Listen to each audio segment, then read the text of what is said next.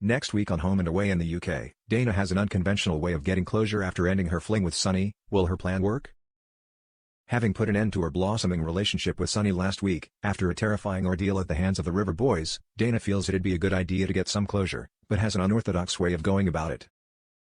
Sonny was already under guard from hired security when his friendship with Dana first began, holed up in a local motel while waiting to testify against River Boy Spanner. He'd been brutally beaten by Spanner after racing to help Theo, who was being crushed beneath his own car by gang leader Gage, in revenge for starting an affair with his girlfriend Lacey.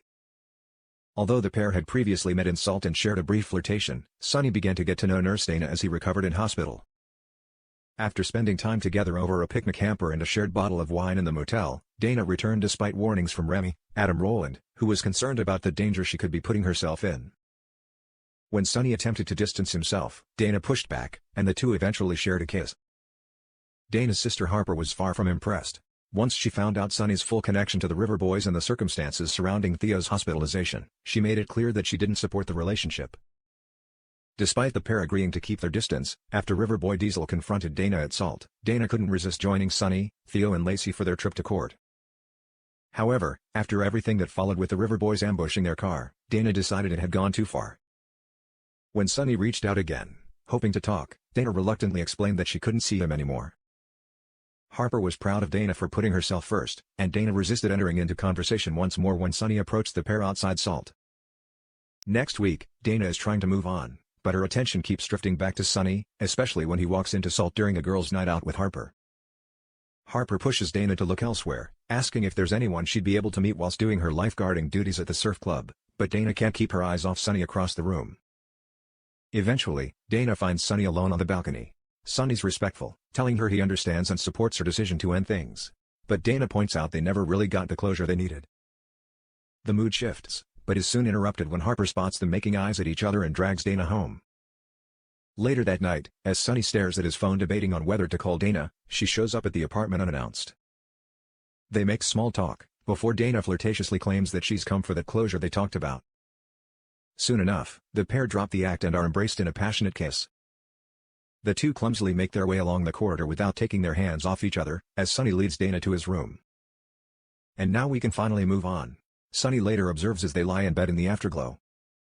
Dana suggests that it might be time for her to leave, but they then hear Theo arrive home with Lacey, giving Dana the perfect excuse to stay.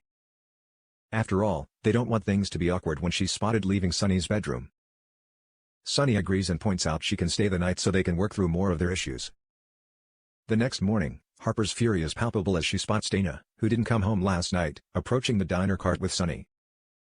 Irene is already one step ahead as she hands Dana a coffee, figuring she could use it.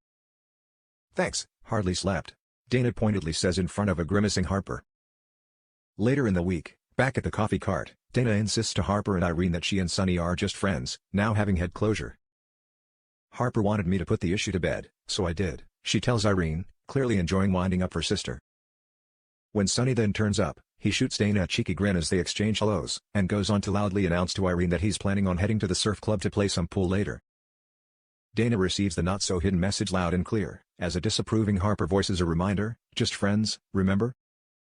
When the friends later meet in the surf club, they go through the motions with a couple of obligatory shots on the pool table, but their minds are clearly on other things.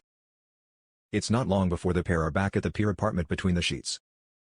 The next morning, Harper struggles to get hold of Dana, noticing her bed hasn't been slept in.